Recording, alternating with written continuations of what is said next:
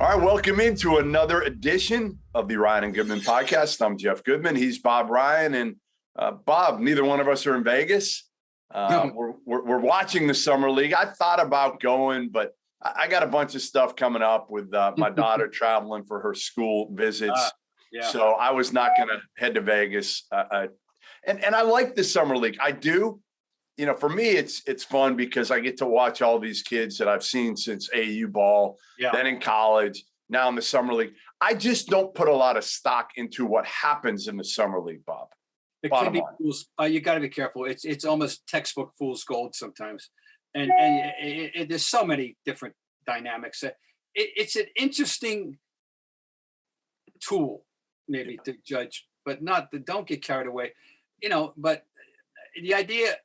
And sometimes it's just beneficial to the young coach that they put in charge of the team as to the players. As usually that's the norm, right? One of the assistants gets to coach. But no, I try not to get carried away. I go back, God, as far back as the early '80s in LA, going to a couple of games, and I quite frankly, it was hard for me to get into. I don't know, something about it. But that was then. Anyway, I missed the Boston one. I missed when they had the Boston. Yeah, that was a whole lot easier. You couldn't ignore it when it was in your backyard. Let's be honest. There's no question. Then I totally agree with that.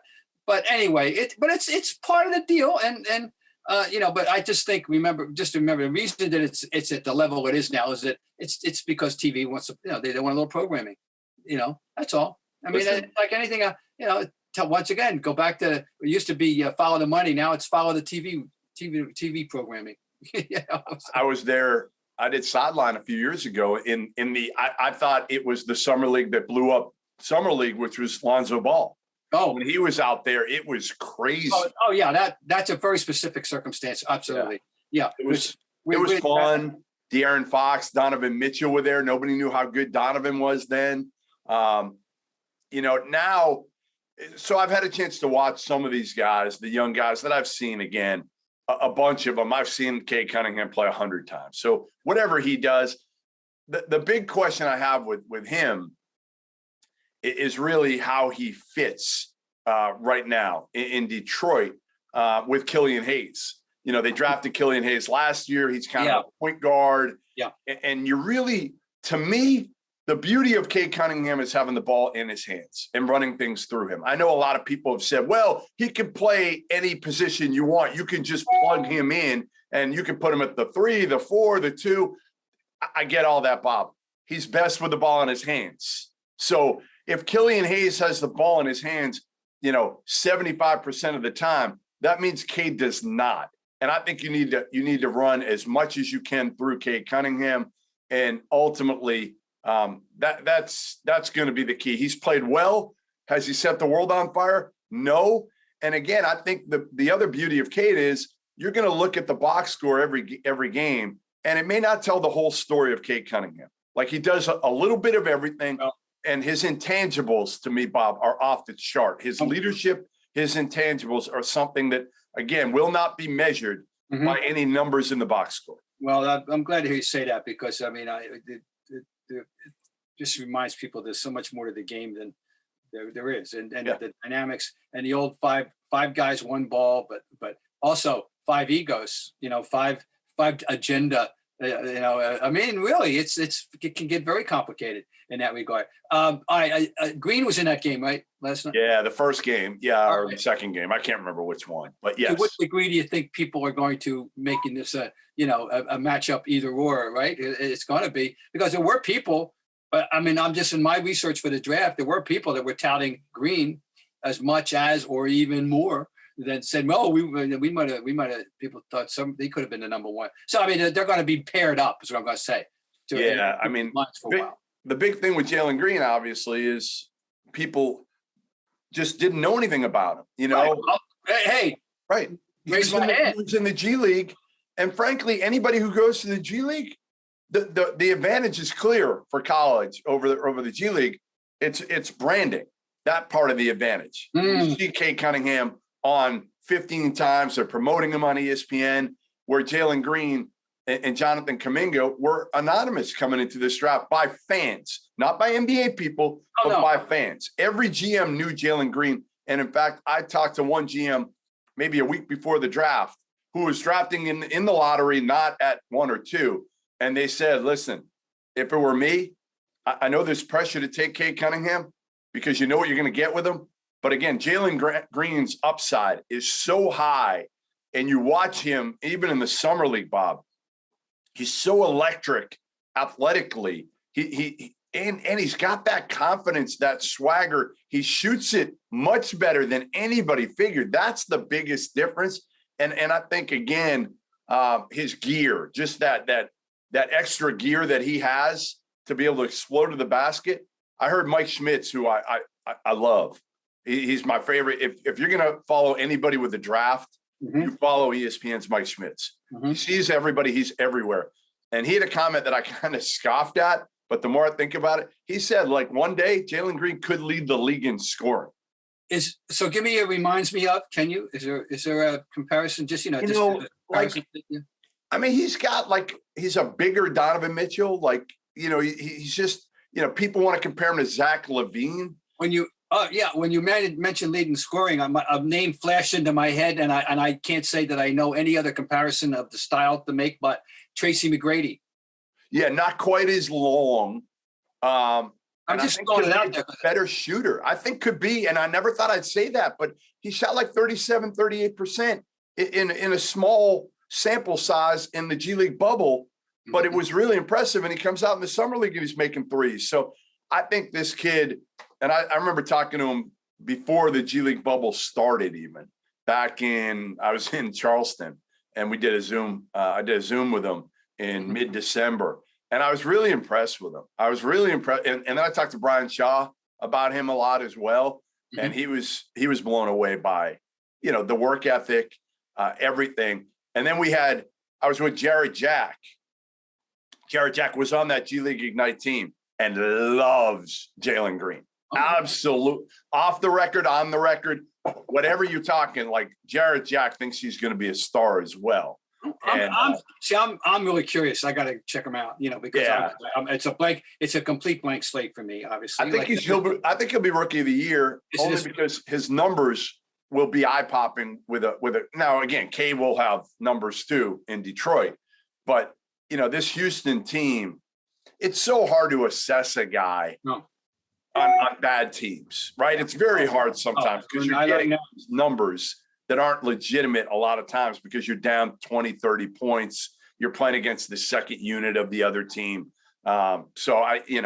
It's interesting. So Cade, Jalen Green, Evan Mobley's been really good.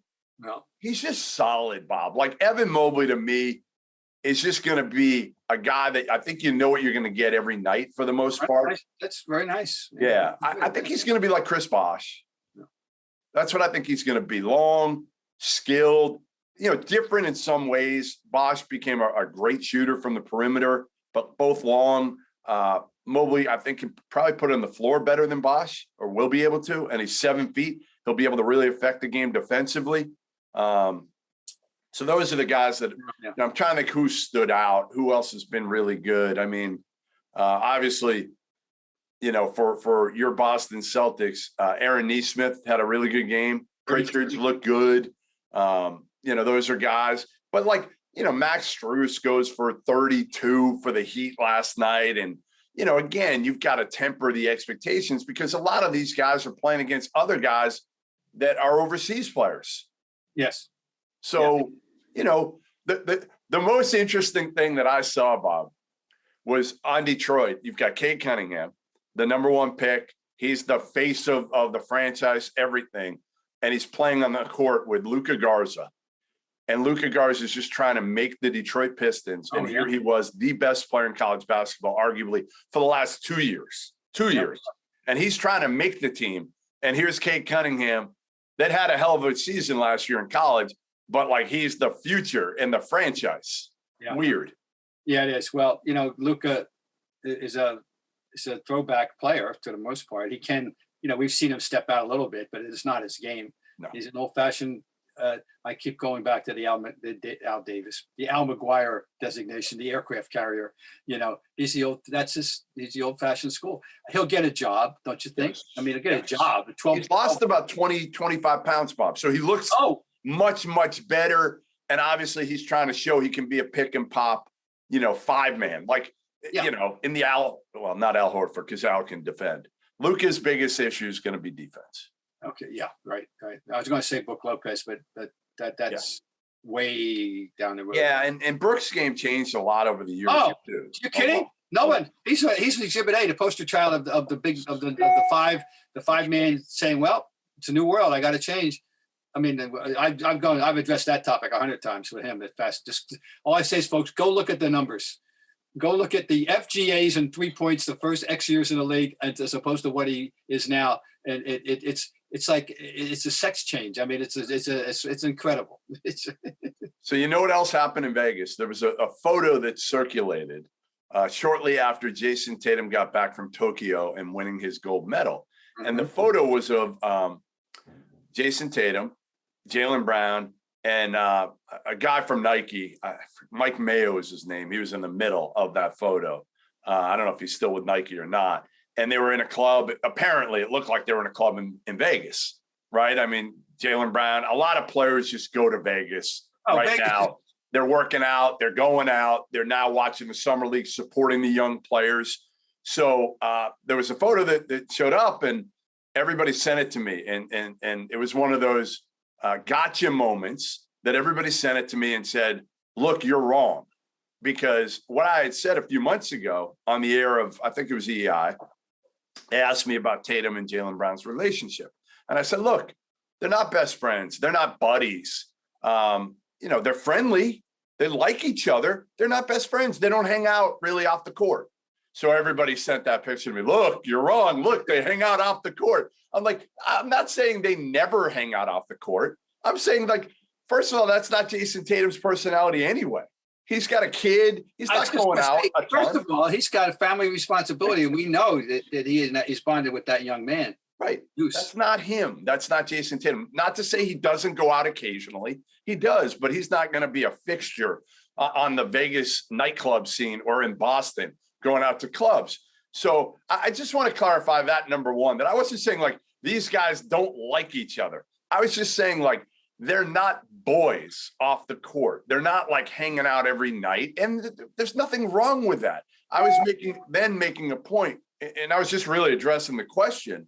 But then I said, and I think you and I have talked about this, like Kevin McHale and Larry Bird, best friends. I was just going to bring it up. Right. Exhibit A for me is they were fine. They weren't enemies. They were. I said they were almost competing little empires. But they had a 100% profound mutual professional respect. Yes. No questions about the technique and the style. No. But they were a different personality completely.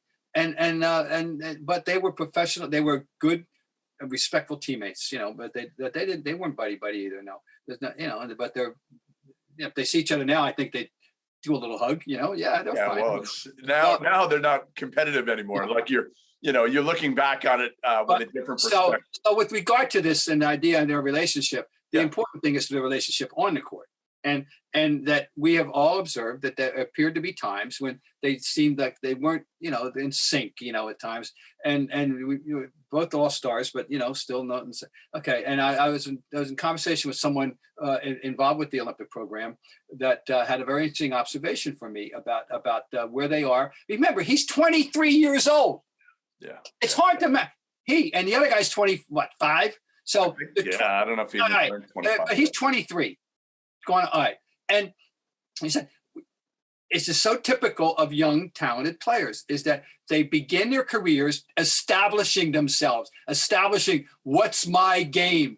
Yep. How do I fit into the NBA? What can I do to impress people to show them who I am? Blah, blah, blah, blah, blah.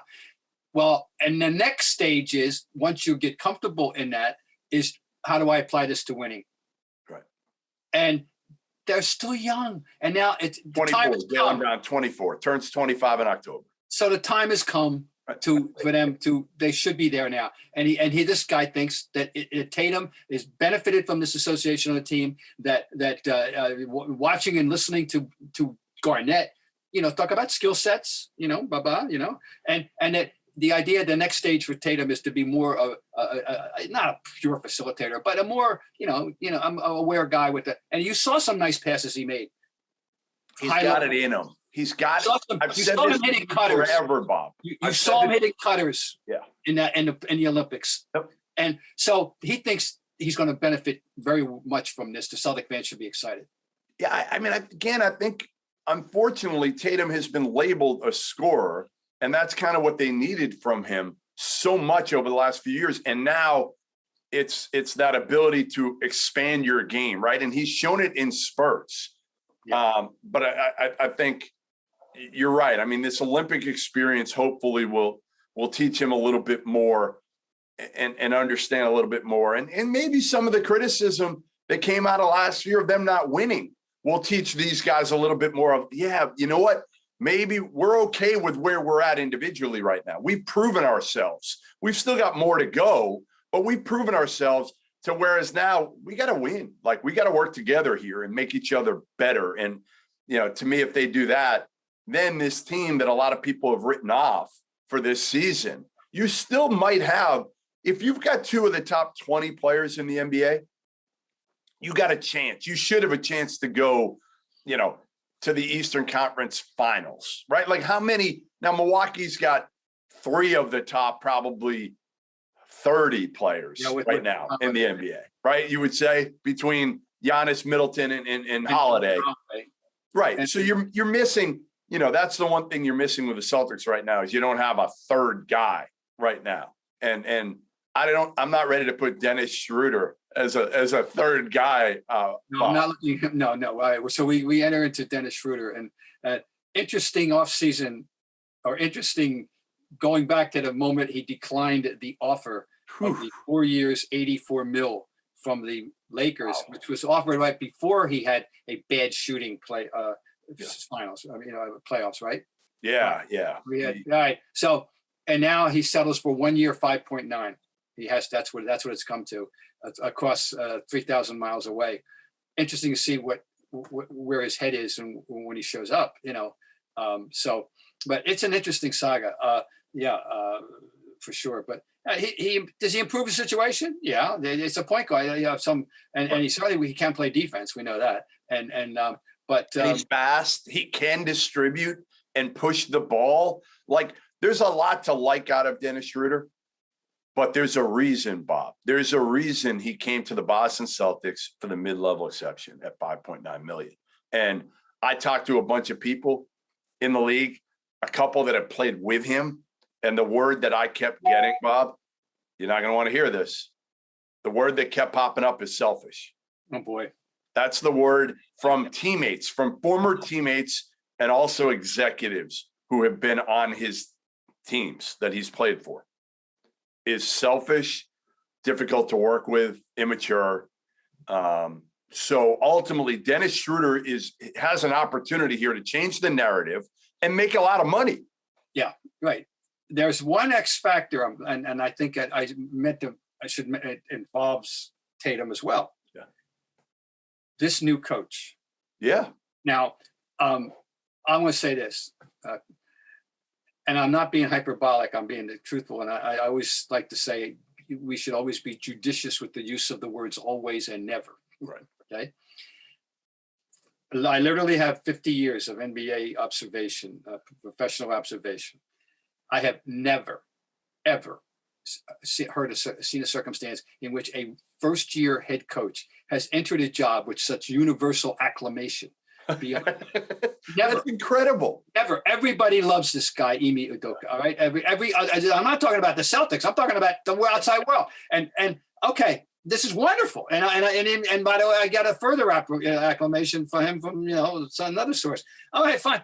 I just hope that the fans aren't expecting him to get to the Garden by walking on Charles River en route. You know what I'm saying? I hope that people understand it. All right. But I'm telling you, everybody loves this guy, and the fact that he is an African American with a European tinge, an African, and he works. He's got everybody loves this guy. So I don't know what kind of influence how he's going to affect either Tatum or any of the new or Dennis Schröder in this new. He's played for an African American coach. I understand that, but still, I guess he has. I don't know. He's played for 3 teams, but anyway, this is going to be interesting to see what effect he has too in this regard with this guy, because this guy's got obviously a certain obvious skill set, and he's a 14-point career scorer. He's averaged as many as 19 points a game. This shocked me when I looked him up. Oh yeah, no, he's been productive. You were throwing this by even the average reasonable NBA observer, and you gave me a profile. I'm going to give you a profile. This is a 28-year-old guard. He was playing X years in the league, and he's averages 14. He's as many as 19 in a game. And I'd like to know how many people would guess Dennis Schröder on the first guess. Not too damn many.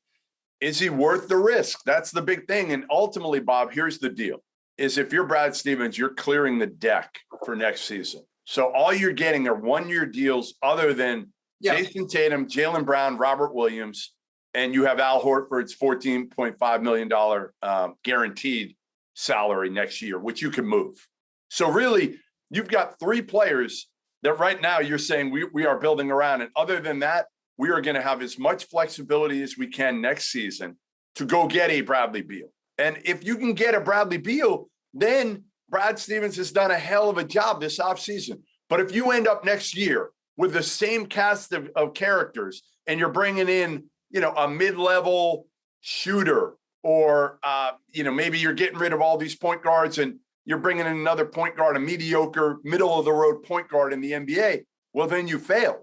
Like, you've done all this to be able to pair Jayson Tatum and Jaylen Brown with another top 30 player, maybe a top 10 player if it's Bradley Beal in the NBA. If you don't do that and next year you're in the same situation, then this is a wasted year, Bob.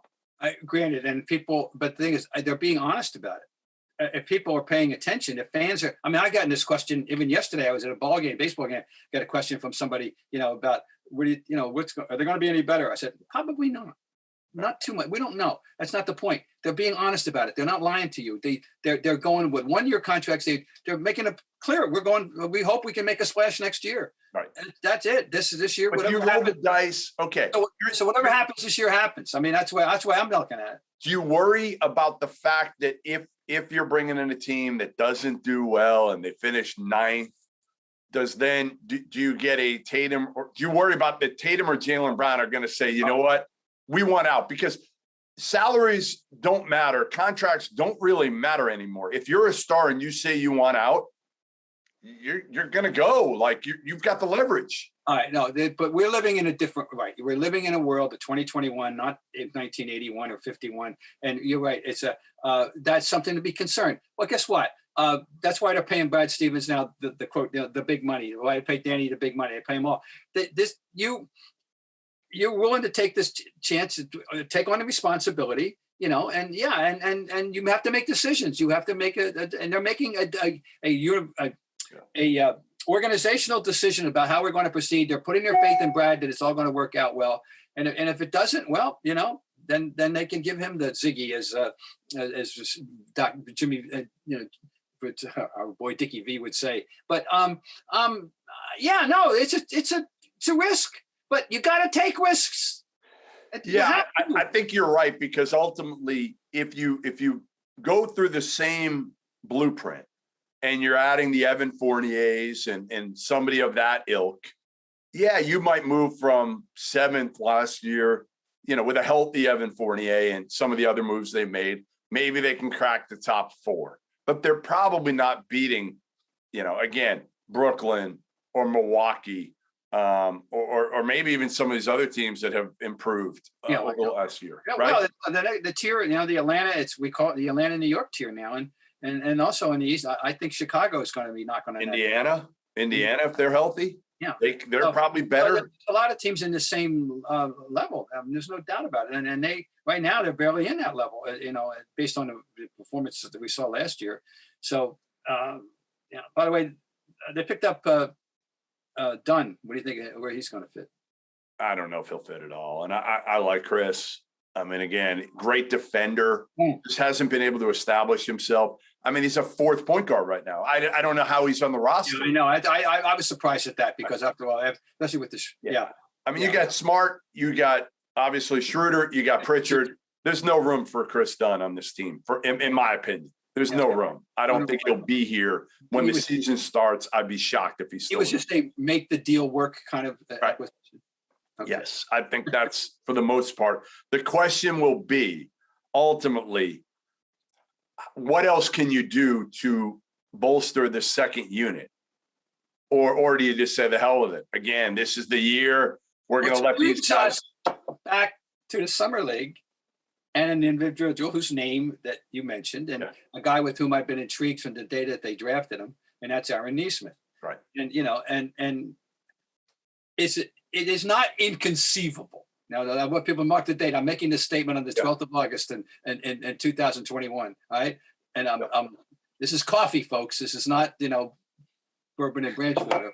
Okay. That he could explode and be everything they thought he was going to be as a shooter, coming out as a 52% 3-point shooter in college, and be that spark off the bench that they thought he could provide, the registered jump shooter. He established himself in a way that we weren't remotely anticipating as a dogged defender and a really hard playing, lovable player. Yes. But the fact is that's nice. But what they thought they were getting at that spot in the draft was the best shooter, maybe left definitely left, and the best shooter in the draft. And we didn't see that. We saw a little. Well, I just have some blind faith that he's going to be a really important cog. I would feed him to the Wolves. I would say, listen, honestly, if you're not playing for this year and you're playing for the future, why not try to speed up his progress and not? I'd start him. I'd start him, Bob. Whoa. I put it. Why not? If he can face the court, if you can put him in there with Tatum, Jaylen Brown, Robert Williams, and Smart or Schröder or Pritchard, whatever you're going to do with the point guard spot, it's going to be Smart it's his job to lose, full-time job. Why not go with that? Because we both know Marcus Smart is not the most reliable 3-point shooter. Robert Williams is not a guy that really spaces the court, although he's a much better passer than we all thought. To me, why not have another guy that can give Tatum and Brown space to operate rather than somebody that, Richardson, I think, to me, comes off the bench if you're smart. He bolsters that second unit, really good defender, and can also, score like he's a proven double-digit scorer. I would throw Nesmith in there and say, you know what? You're our guy. You're our Joe Harris. And then you got Horford, Richardson. I'm not sure what else you have off the bench. Grant Langford Langford's to me still. They must love him because they won't give up. You know what I'm saying? Because he's never been healthy. Yeah, they love. Right, I had to go back to Indiana, and and you invested a late lottery pick in him. But they're not giving up, But meanwhile, there's our guy Grant Williams, and I don't know if there's any room for any ceiling of improvement. No, Grant's just a good, solid player who if again he's in your second unit, a George Niang type. That if you've got enough around him, you could see Grant Williams. Some contender, right? Contender that needs a ninth man, right? Jared Dudley, type like he would be ideal. Yep. I think he's, he's one of my great references. I'll take to my grave with my last words. He was a born Spur. I mean, I think he was a born Spur, and I mean the vintage Spurs, naturally, but that's a type that I've created in my mind. I think he's that kind of guy. So the story hasn't been written yet on him. And it won't end. It probably won't end in Boston. But I just think someone out there who has more smarter and with power that I don't have is going to say, we want him in here. We want him on our team, and you do want him in your locker room. And you do want him in your organization and in your community. We know that. So anyway. All right. Speaking of stories, there's a new chapter in the J.R. Smith biography. And it is, I didn't think it could get any crazier for J.R. Smith. I mean, I've seen J.R. since he was like 14 years old, playing with the Players AAU team. I mean, unbelievable talent, like freakish athletically. And obviously we saw what he can be shooting threes. had kind of a crazy up and down career. You know, the crazy coming out of high school, he went pro out of high school, but Carolina, I think he wanted to go to North Carolina and they wouldn't take him. They wouldn't take him out of high school. So he ended up going straight to the NBA.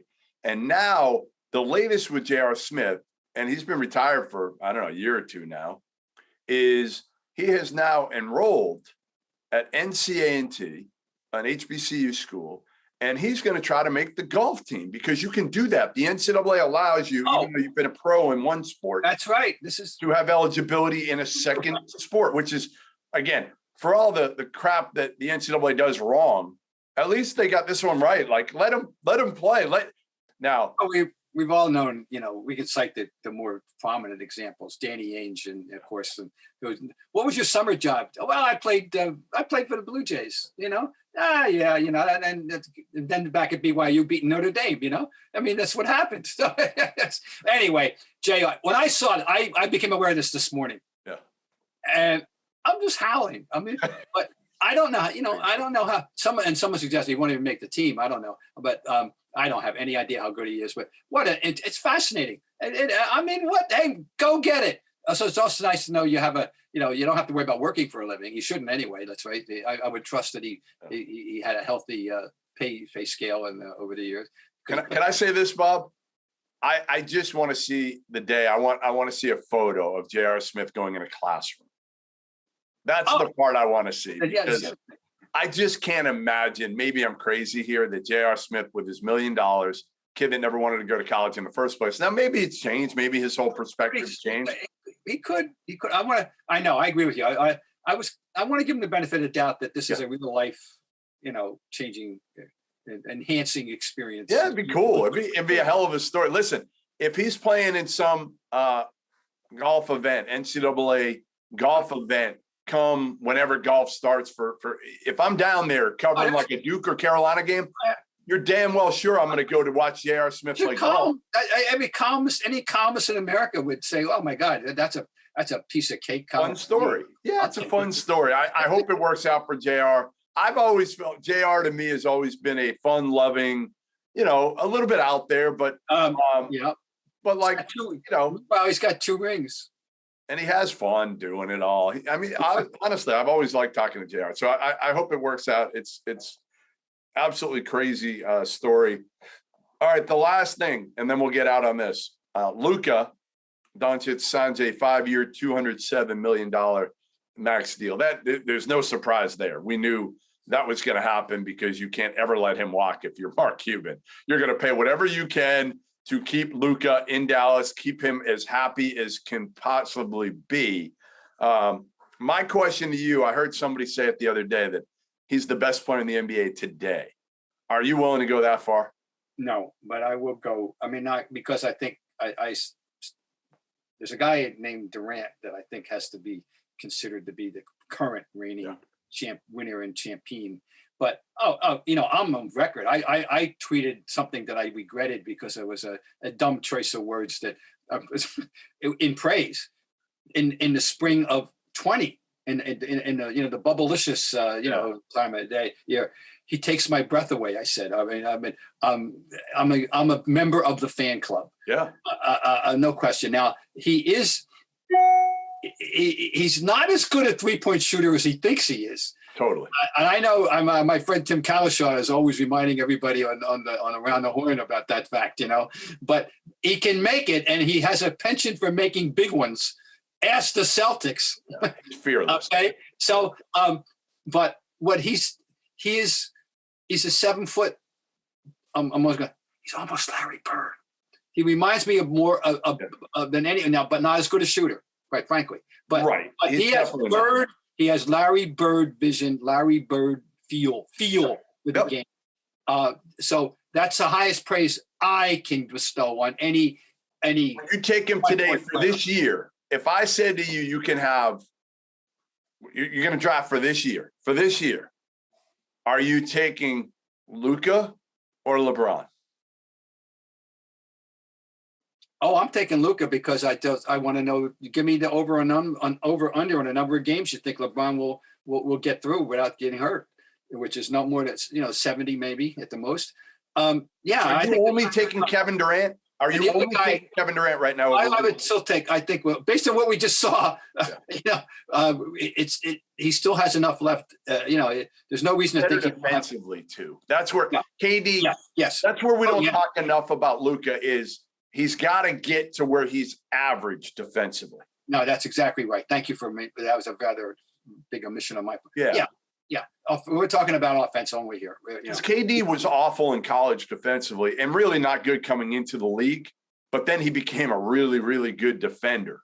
And that's the difference. That's where, to me, KD doesn't get enough credit and is the best player in the world right now. Because, again, yes, for one game, if LeBron is 100% for one game or one series, I'm still taking LeBron over KD or Luka or everybody. But you've got to put that into context of LeBron. We don't know how healthy he is going to be for an entire season. So you'd roll the dice on KD. No, I totally agree with you. We're not disrespecting the king. We're just being honest about where he is at this point in his career. And for a game, he can still do stuff. He still has the best all-around game that anybody could play. I don't doubt that.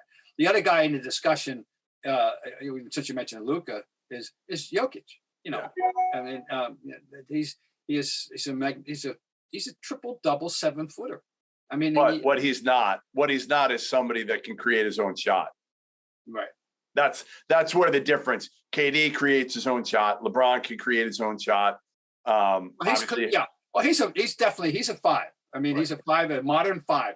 Luka is a queen on the chessboard big. He's like a 1. I mean, he really is. Just put the ball in his hands, and he can make people. He can score off the. Like, I think you have to me, to be this day and age, to be one of the top players in the NBA, one of the top. Like, if you're starting a team, you got to start it with somebody that you can put the ball in their hands and they can make a play for somebody else and themselves. Yeah, right. Okay. No, and that's not really Jokic. He is, but he's not, right? Like, you got to give him the ball kind of in the post. It's different. It's different. He is special. Obviously, winning the MVP, everything about him. I know you love. Everybody, I think, loves. But I would say the argument right now is Luka, KD, and LeBron. And I'm telling you, the argument is gonna include Jayson Tatum in 2 years. Don't you love the fact that several mountains went to Mohammed to get that contract done? Yeah. Flying to Slovenia, boy, that shows you what you got to do. Mark, that is so funny. I haven't, so I just love that part. All right. Well, listen, we will be back next week for another episode of the Ryan and Goodman podcast. Thanks for joining us. You can catch the pod every single week on social media, on Twitter, on YouTube. You can also find it wherever you listen to your pods as well. And